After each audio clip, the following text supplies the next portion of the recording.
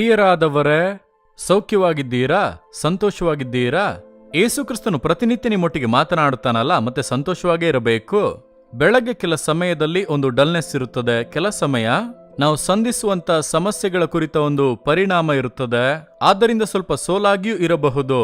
ಆದರೆ ದೇವರ ವಾಕ್ಯ ನಮ್ಮನ್ನು ಬಲಪಡಿಸುತ್ತದೆ. ದೇವರು ನಿಮಗೆ ಏನ್ ಹೇಳುತ್ತಾರೆ ಗೊತ್ತಾ? ಯೆಶಾಯ 43ನೇ ಅಧ್ಯಾಯ 19ನೇ ವಾಕ್ಯದಲ್ಲಿ, ಇಗೋ ಹೊಸ ಕಾರ್ಯವನ್ನು ಮಾಡುವೆನು.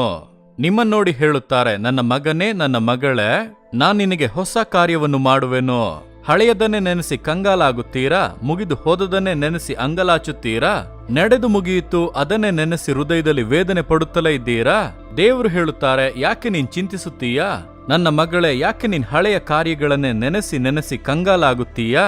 ನಾನ್ ನಿನಗೆ ಹೊಸ ಕಾರ್ಯವನ್ನು ಮಾಡುವೆನು, ಹೊಸ ಹಾದಿಯನ್ನು ತೆರೆಯುವೆನು, ಹೊಸ ಒಳಿತುಗಳನ್ನು ಕೊಡುವೆನು, ಹೊಸ ಆಶೀರ್ವಾದಗಳನ್ನು ಕೊಡುವೆನು ಎಂದು ದೇವರು ಮಾತು ಕೊಡುತ್ತಾರೆ. ಹೊಸದಾಗಿ ದೇವರು ಕೊಡುವಾಗ ನೀವು ಹಳೆಯದರ ಕುರಿತು ಯಾಕೆ ಯೋಚಿಸುತ್ತಲೇ ಇರಬೇಕು? ಯೋಚಿಸಿ ನೋಡಿರಿ.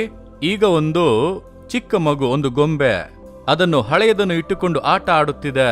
ತಂದೆ ಹೊರಗಿನಿಂದ ಬರುವಾಗ ಹೊಸದನ್ನು ತೆಗೆದುಕೊಂಡು ಬರುತ್ತಾರೆ. ಆ ಹೊಸದನ್ನು ನೋಡಿದೊಡನೆ ಚಿಕ್ಕ ಮಗು ಏನ್ ಮಾಡುತ್ತದೆ? ಹಳೆಯದನ್ನು ಬೀಸಾಡುತ್ತದೆ.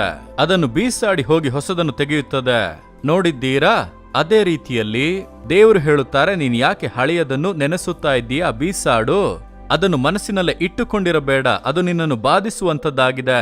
ಆ ಹಳೆಯ ಕಾರ್ಯ, ಹಳೆಯ ಸಂಭವಗಳು, ಹಳೆಯ ಮಾತುಗಳು, ಹಳೆಯ ಹೇಳಲ್ಪಟ್ಟ ಕಾರ್ಯಗಳು, ನಡೆದ ಸಂಭವಗಳು ನಿನ್ನನ್ನು ಬಾಧಿಸುತ್ತಲೇ ಇದೆ. ಅದನ್ನು ನಿನ್ನ ಮನಸ್ಸಿನಲ್ಲಿ ಇಟ್ಟುಕೊಂಡೇ ಇರುವುದರಿಂದ ನೀನ್ ಸಂತೋಷವಾಗಿರಲಾಗುತ್ತಿಲ್ಲ, ಉಲ್ಲಾಸವಾಗಿರಲಾಗುತ್ತಿಲ್ಲ. ಯಾಕೆ? ನಾನ್ ಕೂಡ ನಿನಗೆ ಹೊಸ ಕಾರ್ಯವನ್ನು ಮಾಡಲಾಗುತ್ತಿಲ್ಲ.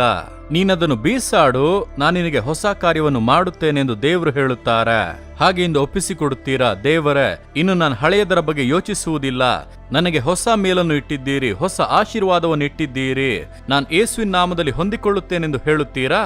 ಹೃದಯದಲ್ಲೊಂದು ದೊಡ್ಡ ಸಂತೋಷ ಬರುತ್ತದೆ. ಸರಿನಾ? ಕರ ಎತ್ತಿರಿ.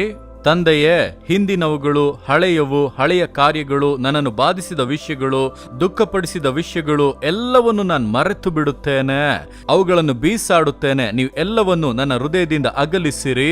ನೀವು ನನಗೆ ಹೊಸ ಕಾರ್ಯವನ್ನು ಮಾಡುವಿರಿ, ಹೊಸ ಹಾದಿಯನ್ನು ತೆರೆಯುವಿರಿ, ಹೊಸ ಮೇಲನ್ನು, ಆಶೀರ್ವಾದವನ್ನು ಕೊಡುತ್ತೀರಿ. ನಾನು ನಂಬುತ್ತೇನೆ, ಹೊಂದಿಕೊಳ್ಳುತ್ತೇನೆ. ಯೇಸುವಿನ ನಾಮದಲ್ಲಿ ಹೊಸ ಕಾರ್ಯಗಳನ್ನು ನಾನು ಇಂದು ನೋಡುತ್ತೇನೆ. ಆಮೇನ್, ಆಮೇನ್.